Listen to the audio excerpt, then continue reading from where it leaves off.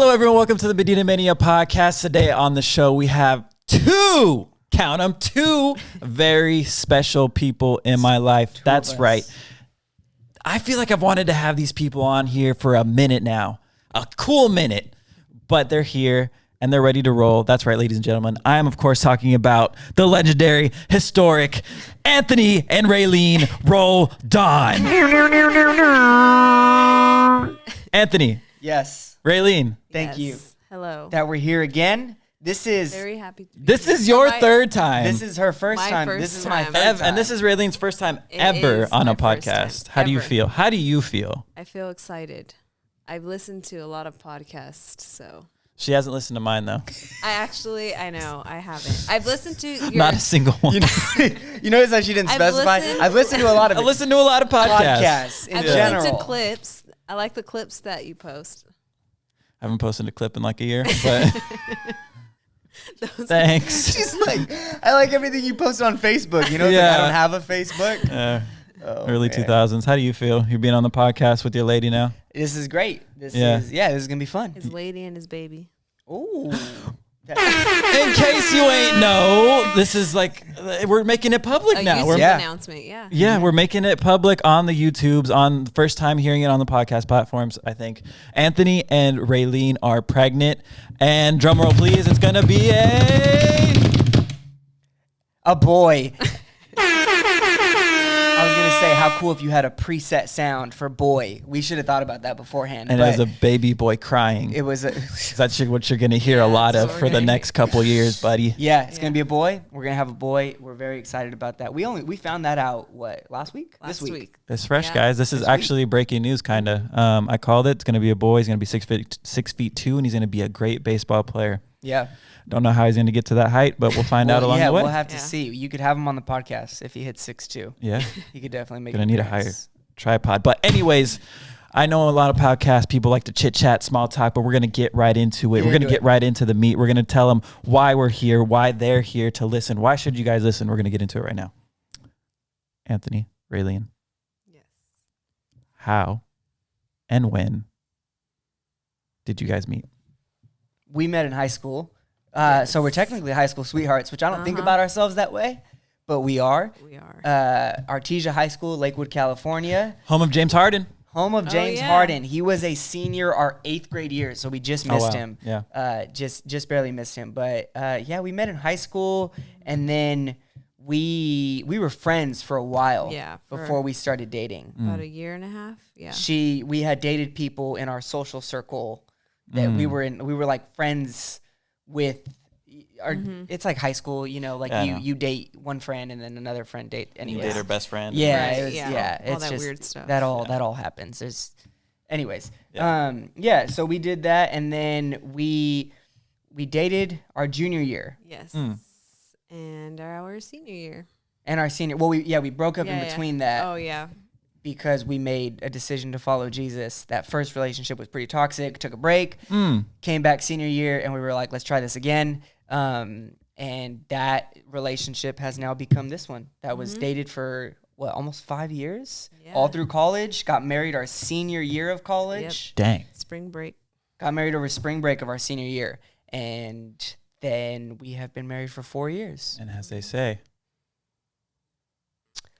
the rest is history. History. I'm like, Yes. what do they say? Yes, I was like, Oh man! So going from dating, what I've been saying the last couple episodes. I want to go into like this relationship, specifically married couples series, I guess you could call it, for the podcast, where we're getting different people in different areas of their different couples in different areas of their life. Like you guys are younger, you're about to have your first child, so that's really what I want to get, so people can look back on this episode and be like, I'm kind of going through the season. Maybe I could check out this podcast and be encouraged by it.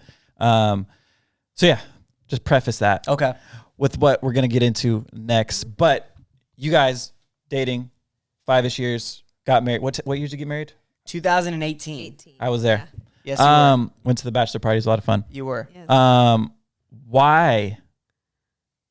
This is a throwback to the David and Aaron podcast. I think that's what previous podcast before this one. If you want to go check it out, fun conversation. Why did you guys get married? Who I will say before you can answer the question first, but Demo, as I affectionately call him, David Moore, Yeah. he actually does such a great job. Like I can totally understand the not wanting to give a cliche answer and just be like, cause of, ABC. And I also know, because I've been on this podcast 3 times, it's actually very hard to think on your feet when the camera is rolling. And sometimes I'll ask Nick, like, hey, can you cut that? And he's like, no, I don't want to cut that. We're just going to roll. And it's like, okay, well, then now I have to think on my feet. What's and 3 just plus say 5? Something. 8. I almost said 7. So anyways, yes, shout out for Demo trying to give the people some creative answer. He really was. Yes, he Yeah. really was. If you did not watch the full podcast and only got up to a certain point, please watch the full podcast in its full context. Yes, I'll just say that. It actually was a great conversation. Yeah. But why'd we get married, babe? I have a cliche answer, but I think ever since It's your answer. Go ahead. yeah, when I first met him and when I first, like he said, we were friends for a while. We were actually really close friends. I think at that time he was like my best friend. I just always knew that he was going to be in my life for a very long time. And at that time, like he said, we were dating other people. Like never once did it cross my mind that we would ever date or get married or anything like that. But I just knew we were going to be friends for a long time, best friends for a long time. I don't know. But then obviously once we started developing feelings for each other, it was a no-brainer for me that I wanted to marry him. Okay. But why? Yeah, why? Like, why? Because I wanted to spend my life with my best friend. Oh, that's Got cute. it. That's cute. Got it. That's Yeah. similar. Yeah, I actually had a talk with Gabe. The answer was like, I want to fully give myself to someone, and you're not able to do that unless you're in the In that context of a marriage. Mhm. Yeah. Yeah. And I would say, yes, I agree. I think you want to make a commitment to spend the rest of your life with that person. We were 21 when we got married. We're 25 now. Could barely we're even have a beer. We're still Right. we're still young, and I think there is a level where it's like, I think David even kind of got to this a little bit in his answer on the last podcast, was like, you get married and then I think you learn more about marriage. And Yeah, you he learn did. you learn more about the commitment that you make. When we were making a commitment, it was like, yes, I know that, and I also think that's just the beauty of, I didn't necessarily grow up in a church culture, but around high school is when I got plugged in, and there's a high value that's placed on marriage. And it's like, hey, the marriage is a sacred thing. It's a commitment that you make to one another. It's the way God designed relationships to function in that capacity. And it's kind of like, okay, if that's what we all do, that's what I want to do as well. And once you find someone who you're like, this is, who I want to make that commitment to, Yes. you choose to. And then I think as you are married and you live life, you just learn more about what that commitment really entails, what marriage costs, what marriage gives, what marriage takes. And we have a very long way to go, but it's just becoming more and more clear, like, man, being married, you learn more about yourself. Mm-hmm. You learn more about what you're good at, what you're not good at. Mm-hmm. You're absolutely confronted with, all your shortcomings and flaws. And, 100%. So I guess why? Because it was like, I'm so grateful for the culture that I grew up in, or that I was surrounded by, that said, hey, this is the way God designed your relationship to function, is that you guys get to know each other. You guys, you guys have a level of connection, and then you make a commitment, and then you continue to follow Jesus together, and you learn what that commitment's going to do to you, to the relationship, and hopefully to the world. So. Nice. So nothing to do with sex. Speaking of sex, at what shout out to Demo. At what moment did you decide you wanted to have a child? And was there any sort of hesitation in that decision? What were your reserves before you came to that decision? But first, what moment did you decide to have a child? I think since we got married, I was ready. Mm-hmm. Like I've always felt ready. Like if I would have said, "Let's make a baby," you would have been down. Yeah, I would have. That's great. So you were the voice of reason a little bit. Yes. Yeah. However, I was willing to wait. I never wanted to like force him or make him feel rushed or anything. Mm. But I think it was around December of last year where we started talking about it more. December 2021. Yes. Mm-hmm. And in January, it started to feel a little bit more like of a possibility. I Yeah. think I always pictured everything lining up perfectly financially, our living situation. I just thought like once we have it all lined up, then we can start trying.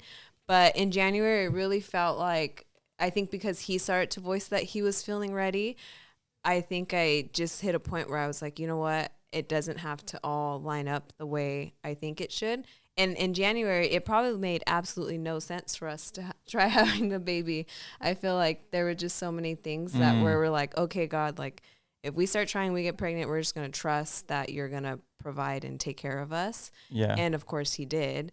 But I think it was around January when we really, we both felt ready. And I was just excited that he finally got there. And so we started trying.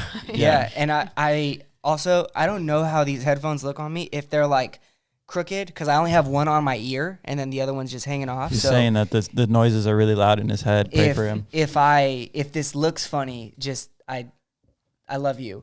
But anyways, I did not want to have a kid I did not want to have a kid right when we got married. I think my two big reasons for not having a kid was, number one, I was not ready to make the commitment or, kind of give up all that would require me to give up to raise a kid at that point. And number two was money. Was like, hey, if we can't be in this place financially where I think it's not going to like become a stress inducing conversation every week. How are we going to pay the bills? How are we going to take care of the baby? Those are really the big things. And I think over the years, it's kind of been like, we knew it was coming. We were on the same page. We want to have kids. And just after a little while, it was like, the timing felt more right, where it's like, you know what?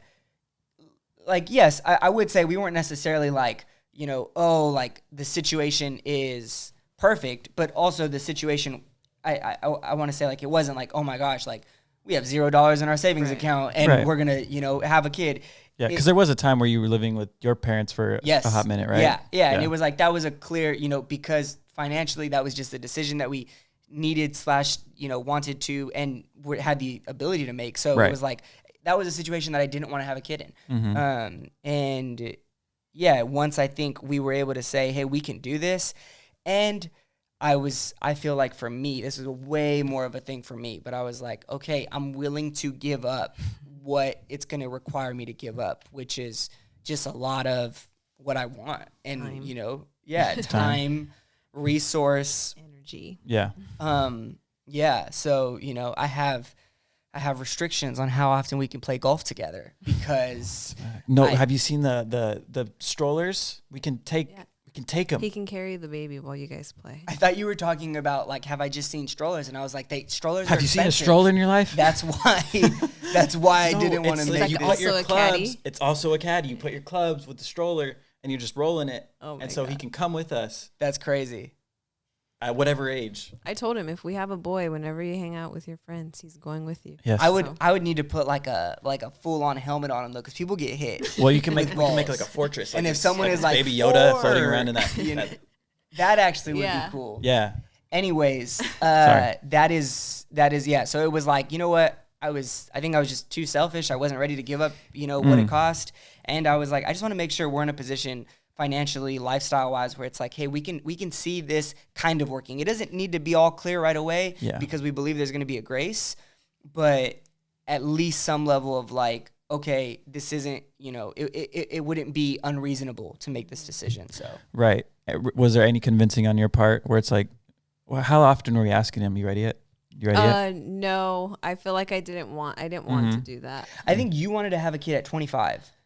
Yes. So that was, I think if you would have turned 26 or 27, Which is very close. I You turn would have had a 26 talk. next week. yes. So And like I was still closed off to it. yeah, then I think it would have been more of like a serious conversation. Yeah. But Yeah. I think for the most part, we've enjoyed our 4 years of just us. Yes. 4 years. Yes. It's like it really flies. It's crazy. Mm-hmm. And you've been, how far along pregnancy are you? I am 15 weeks. 15 weeks. Pregnancy numbers are really weird. Yeah. I'm still trying to understand the months, but I really can't. So 15 weeks, and I got to get to 40. So Okay. We're a little quarter of the way there. Yeah. Yeah. Quarter of the way. 15 weeks. Sweet. What has been, your least favorite part about being pregnant? All of the vomiting. It is insane. Yeah.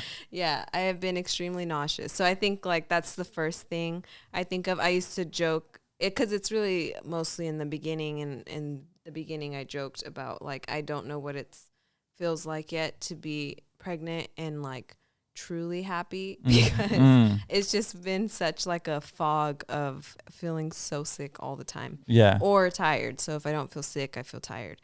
But I'm thankfully starting to get over that hump. And so, yeah, I think just all the changes that I've been going through, it really is like a weird, like I don't feel like myself type of phase. Physically, mentally?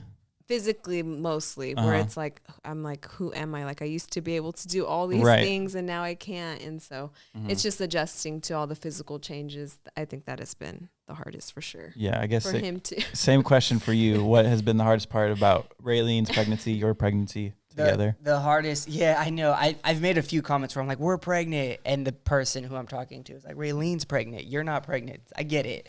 But anyways, I think the most difficult part so far, it would be very similar. I think just with her not feeling well, when we got married, she loves cooking. I don't care for cooking. So like I just kind of got in this rhythm where it was like, hey, Raylene loves to cook food, so I just get to eat food. I don't really have to cook food. Yeah. And then she got sick all the time, or she feels sick all the time because of the baby, and she hasn't cooked in a minute. Y'all just be fasting nowadays. I eat sandwiches and charcuterie boards. And a charcuterie board for me is like a pack of prosciutto and a thing of crackers and maybe like a piece of manchego cheese or something. It's not fancy. So least favorite part is that I'm cooking for myself. I feel so bad. That is such a normal thing that normal people do. Yeah, just the rhythm that I got set up with in my life was that he was fed. Yes. So it was an adjustment. Yeah. But I do miss cooking too though. So that's also like you're coming back. The past couple weeks where I feel like there's light at the end of the tunnel this first trimester. So for anyone listening, if you solely relied on your wife cooking for you, you better start practicing before you start having kids. Yes. But 25 more weeks, and then have you guys started thinking about names? You guys want to make any name announcements, name ideas? We like one name. I don't know if we're gonna do it. So it's a boy. Yeah. And I think the name that we're throwing around right now is Zion. We like it. Yeah. We do. I don't know if we're gonna go for it because we've talked about a few other ones that we might. Yeah. That one so far has been sticking. Yes. It just the front runner. It sounds it sounds good. Yeah. Zion Roldan. Yeah. Middle name? Oh yeah, we haven't thought of it. We haven't thought of a middle name. Yeah.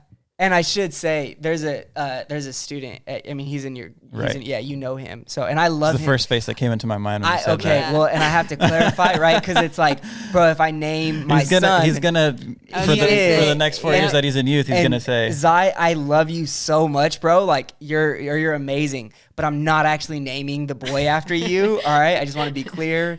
But we love the name. So, but you're amazing. You are. You're awesome. But I just didn't want to, I wanted to clarify. I don't think Zion's listening to my podcast anyway. He's probably listening to trap music or something. But anyway, 25 more weeks. Yes, 25 more weeks.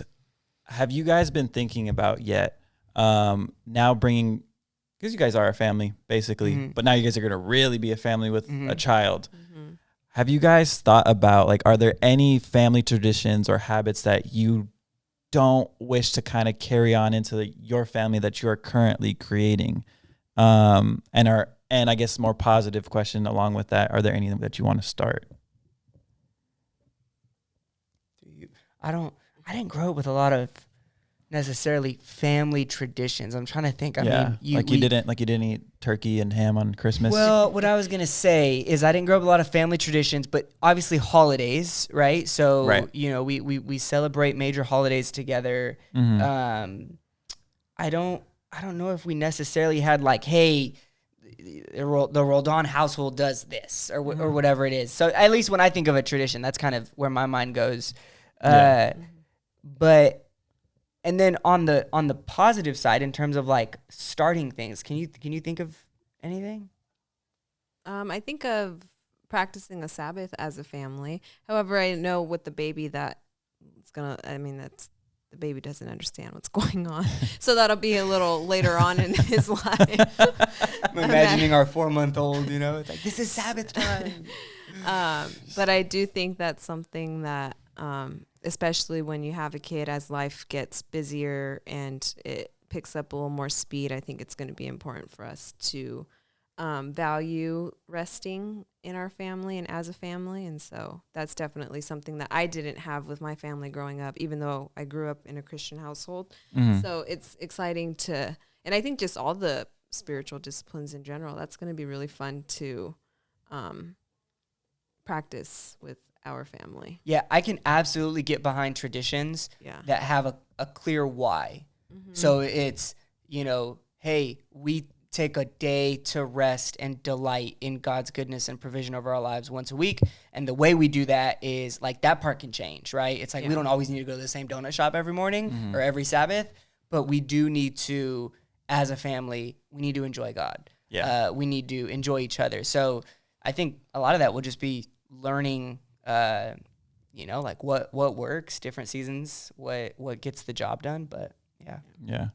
I guess along that same line, another question I had was this is like really thinking, but has the prospect of being a parent like made you start to confront or even just think about past hurt that's happened in your family and like really being intentional and making sure that you don't want to carry that over into a relationship with your child in that parenting role?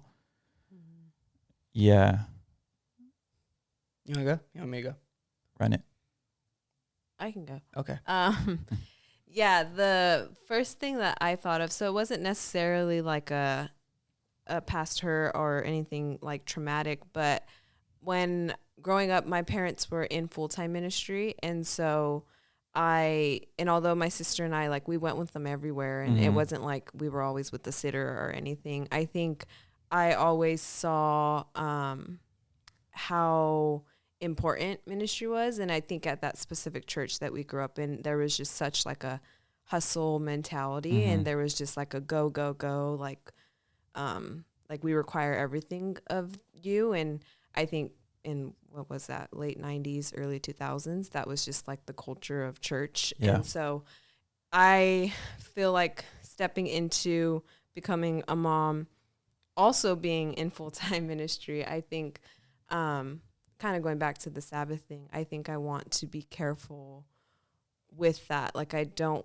ever want to make my family feel like this is like the most important thing. Yeah. And so I think, although I feel like my parents did the best they could and I never felt like neglected by them, I think I just remember what that was like, where it was like everything was for the ministry and everything was for the church, and in some ways it was I think pretty unhealthy. And so I want to be very intentional about caring for our family in that way and kind of protecting our kids from that. Yeah. And I would just say really fast, I think when it comes to like, I don't want to make the same mistakes that my parents made with me or whatever. I think I have yet to meet the perfect parent. I have yet to meet the parent who's like, just do these 3 things and you're going to, be perfect. Every parent who I've ever talked to is always like, they kind of say it jokingly with a light heart, but it's like, you're going to mess up your kid. There's going to be, because I am an imperfect person, there's going to be a part of me where it's like, that is going to come out. And I think what I can be intentional about is like, okay, what are the best things that my parents did? My parents were extremely supportive, I think, of me in every season. I can think of when I was in middle school and I was like, I loved Ryan Sheckler and skateboarding and thinking about the length that my dad went to get me a Ryan Sheckler autograph, where now I look back and I'm like, I don't know where that autograph is and I don't care about Sheckler. I hope he's doing well. But, it's like my parents were extremely supportive. In the same way, my parents were also extremely, I don't want to say hard on me, but yeah, I feel like they were, my dad expected a lot. And just being aware, like, hey, there were certain things, and noticing what did it produce in me? Mm-hmm. What did it produce in me for good? And then also, what did it produce in me for, that wasn't so good? And it's just trying to be mindful of that so that literally I just don't have to make their same mistakes. I can at least learn from them, and then I'll make my own. I'm sure I'll mess up in my attempts, but I think the best thing I'm trying to do right now is just be mindful and trying to be more aware of like, hey, that's a character flaw in me. That's a deficiency that I have. Yeah. How can I just be intentional about confronting that and growing it? So that I can love and lead well. Yeah. I think, I mean, even I'll answer this, not having a kid anytime soon. I don't think. I'm not. Want to make that clear. But I recently had a conversation with my family, and basically what I said, it was me, my sister. I have a brother, but he wasn't there. Me, my sister, and my mom and dad. And I basically straight up told them, we suck at communication, and we've always sucked at communication. And that was kind of like a wake-up call for my mom, and she was all confused. And then we talked about it. There were some tears shed, but yeah, it's knowing that and knowing I can do something about it now, and wanting to make sure that doesn't happen when I have a child. Yeah. And even in my relationship with my future wife, So yeah, it's interesting. It's like a realization that you have when you become a young adult, where like, my parents love me. Like, never once did I feel like I had horrible parents, or like, right. I know they did their best, but you do start to think of things as you grow up, like, oh, they could have done that differently, or I would have done that differently if I was them. And so right. It's an interesting thing that you start to discover as you get older. Yeah. And it makes you think like, oh my gosh, how am I going to mess up my kid? I'm sorry if I could just say one thing, because we even talked about like, hey, part of the vision for doing this episode in particular was if anybody is in the season where they are stepping into, it's a young married couple and they're about to have a kid, just saying anything that can encourage them. I think you pointing out that story about you sitting down with your family and you having an honest conversation and saying, hey, this is a weakness of ours. Like, this is something that we didn't do well. I just think that takes a lot of bravery, and I think it takes a lot of courage.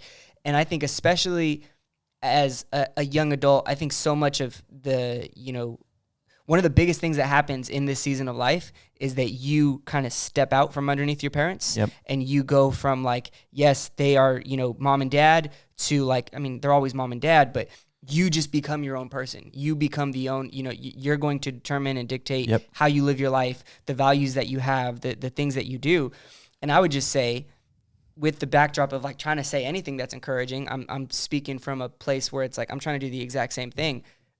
If there was ever a time where a young person needed to have, an honest conversation with mom and dad, where it's like, hey, here's who I'm going to be, and here is how I'm going to do my family. Right. It's when you're going to have a kid. It's just because it's like, it's such a, I know people who, have not set clear boundaries and have just kind of like suffered in silence, or just kind of like, put up with, a situation that they probably could have done more about, but for whatever reason, family dynamic was like, oh, we don't really communicate. We don't really say that, or whatever it is. When I think, especially as it pertains to having a kid, like, God gave you that kid. So that child is yours. Yep. You're the one who's responsible for it.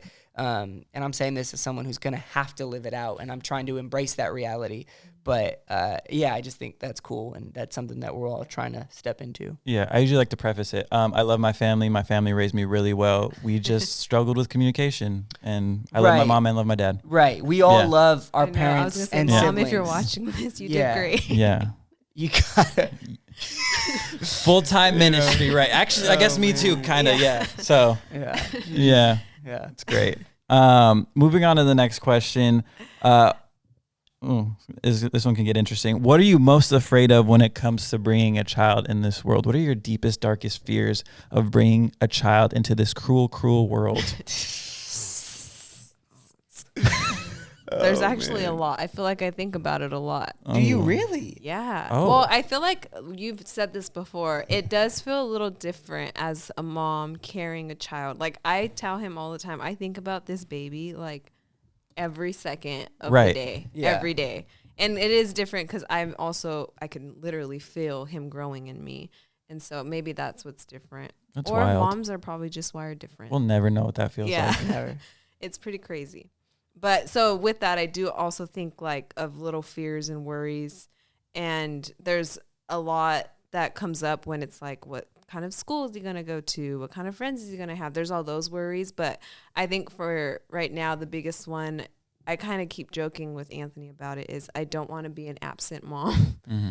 And I don't know if it's just like something that has sparked because of, I don't know, like working and knowing like how crazy our schedules are now. And I just think like, how am I going to do this? Like, I don't want to just leave our baby like at a babysitter all the time. And so just trying to figure out like, how are we going to make this work?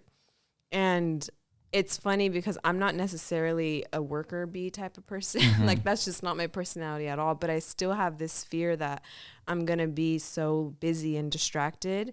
And so what has helped is trying not to figure out the how and just kind of trusting that when that time comes, that God's grace will be on it.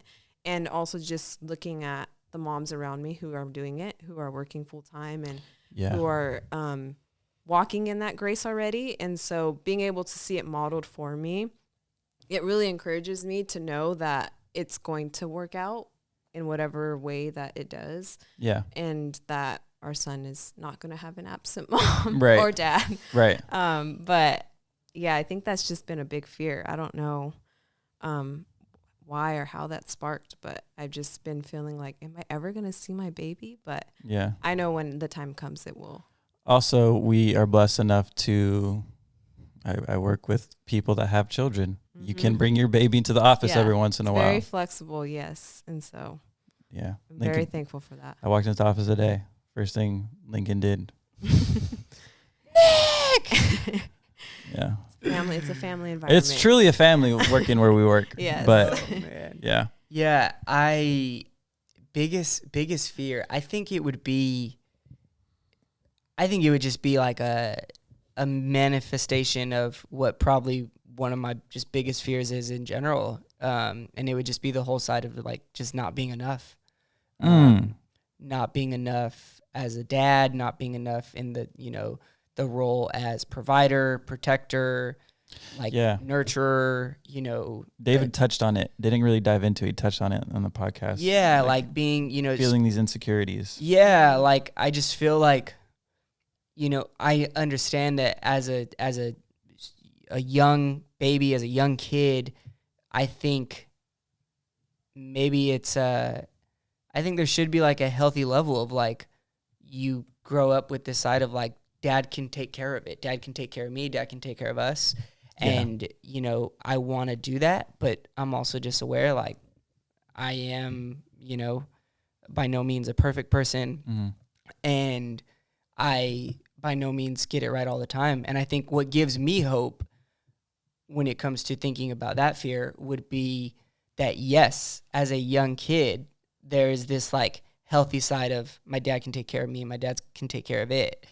But that's actually not the end goal. Like the end goal for my kid is not for them to think of me as like this, all sufficient person, but the end goal for my kid is that, especially in the context of we're going to have a boy, like the end goal would be that he becomes a man and doesn't, I know I'm not trying to raise anybody to just rely on me long term, right? Yeah. So yeah, I think that would be the biggest fear, would just be like, man, I don't know if I'm enough. I don't know if I can do a good enough job. I don't know if I have what it takes. But I think it'll kind of be like one of those things where it's like, there's going to be grace when I'm there. And I'm just going to have to lean into that and learn how to trust that and do my best to keep growing year after year. Yeah. I think that's a good word. There's going to be grace. I feel like every season there's a new grace. If God's called you to it, he's going to grace you with it too. So, last question, I think, unless this question bursts another question. What do you think is going to be the biggest blessing when it comes to being parents? And kind of along the same lines, what are you looking forward to the most after your baby is born? So basically the same question. I feel like I had two answers to Right. this one. The first one is pretty simple. I'm just excited to see how happy he'll make people in our lives. I feel like You're referring to the baby. the baby. Okay. Yeah. Yes, You yes, motioned yes. towards me there. That's Yeah. why. But He makes me very happy. like just seeing the way our family and our friends have already expressed excitement, like it's going to be really cool to see just the impact he'll have on them. Yeah. And then the other answer, a little more serious, I've been thinking about it a lot. I think specifically this thought has come up a lot during times of worship that I'm in, and it's just that whole like idea. It's pretty crazy to me thinking about how there will be another human on this earth who will experience God's love, who will experience God's presence, who will know who Jesus is because of us. And Wow. like I just can't like wrap my head around that. And I think because of how much I value my relationship with Jesus and the intimate moments I've had with him, like just the thought that our son could have his own moments with Jesus like that, Yeah. like that That's just powerful. blows my mind. And I think it's going to be such a blessing to see that and to experience that firsthand and to even help him navigate that and figure out what his walk with Jesus is going to be like. that was is r- powerful. That was powerful. That is powerful. That's yeah. I think the thing that I get most excited about is I think I just get most excited about raising a human who is gonna learn and discover, and like I'm gonna get to help learn and discover, like, hey, who did God make you, and what did God call you to, and then just help launch them into that. And I think thinking about my own life, like for a number of reasons, some of them may be external, some of them just internal wiring. Like I feel like I grew up, and for a lot of my life, I saw myself, and still I have to fight it. Like I would see myself through the eyes of other people. So I was always trying to be something for someone, whether that was my parents, whether that was friends, whether that was other people who I just respected and admired. I felt like success for me was being impressive to them. Yeah. And I think what I am really excited about is raising a man who I can help just, I can help him learn, like, hey, don't look to anybody else. God made you you, and God called you to something special, and God created you for a special purpose, and you're going to be different. And I think I'm so excited to be able to champion somebody and get behind them and say, like, God made you you, and you have to be obedient to him. You have to be obedient to what he's calling you to do, whether that makes you unpopular, whether that, feels difficult at times.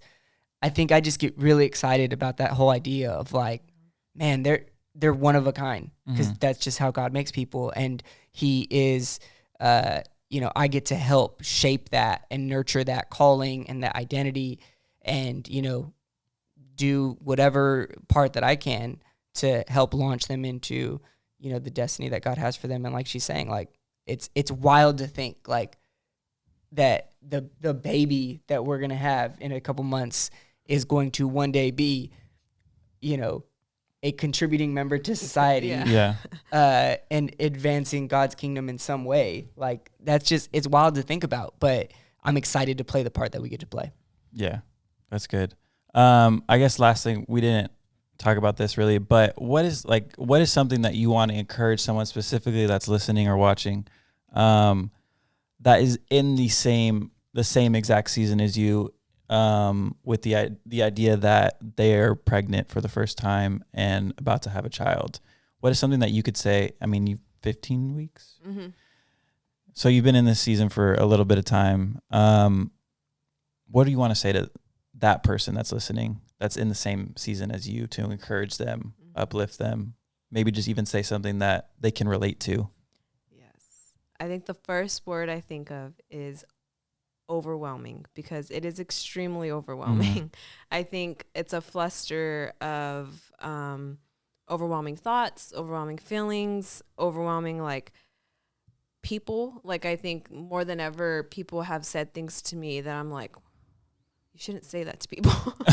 Like, can you give an example of that? I don't know. I just feel like people feel like they can ask pregnant women like very intrusive questions. Can I rub your belly? It's like it's not even showing. Yeah, like things like that where I'm like, or like a lot of like, you should do this or you need to do this, and there's gonna be a lot of overwhelming feelings of what the heck do I do? What do I buy? Like that is an insane process that we're going through where it's like there's a million baby products out there. We don't know what the heck to get.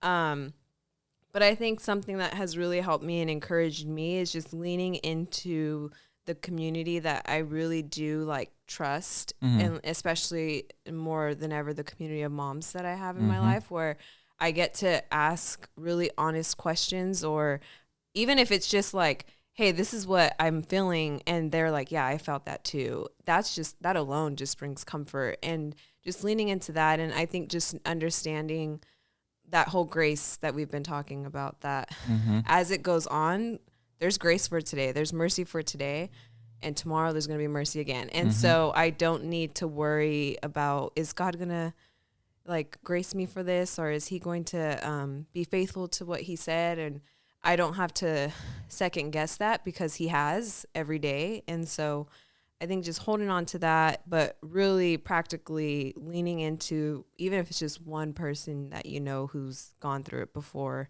asking all the questions, asking honest questions.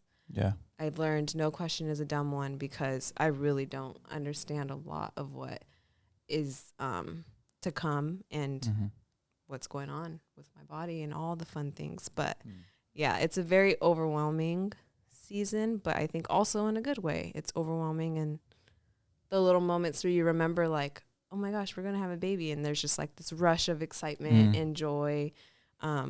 But definitely it's okay to be stressed out and to be afraid, because I feel like that has been a little bit more normal lately. Right. Yeah, that's a word.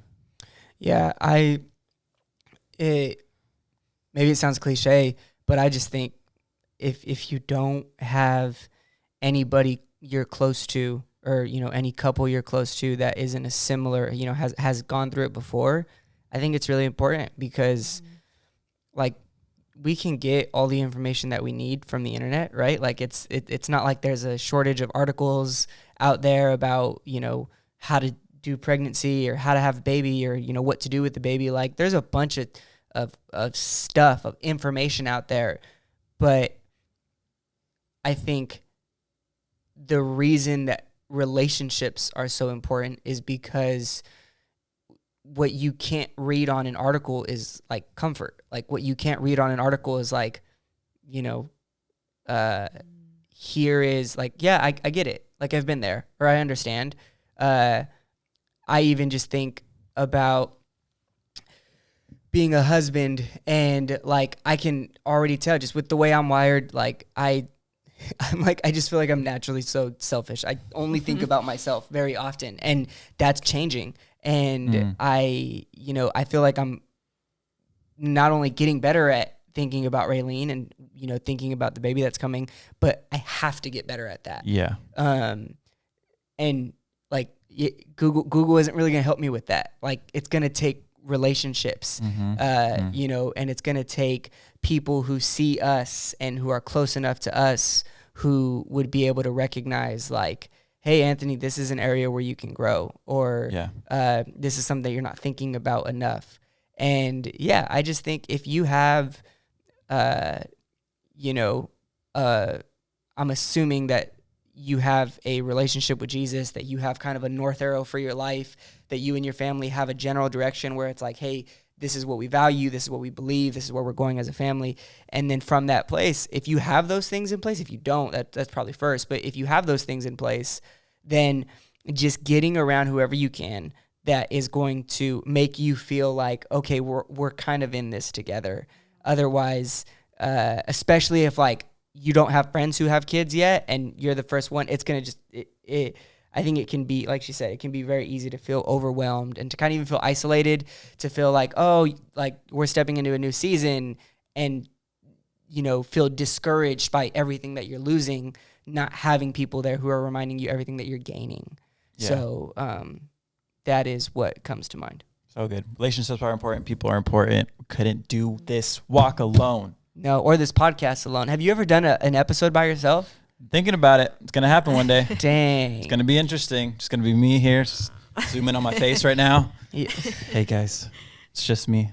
Anyways, save that for when it happens. A little preview. But, bruh. Nope. That was it. That's what I was looking for. That was it. Yeah. Ladies and gentlemen, thank you for joining us on this podcast. Anthony, thank you for joining us, blessing us with your pastoral wisdom. Mm-hmm. Raylene, thank you for blessing us with your pregnancy. And yeah, we love Anthony and Raylene here. We love Nick. We love Medina Mania. Yeah. Medina Mania forever. Roldans forever. Make sure you like, share, subscribe. Share this with a friend who's pregnant. Even if it's not their first time being pregnant, I'm sure they'll be encouraged by it. And if you're thinking about being pregnant, you can call. Never mind. We'll see you on the next podcast. Peace. Peace. Bye.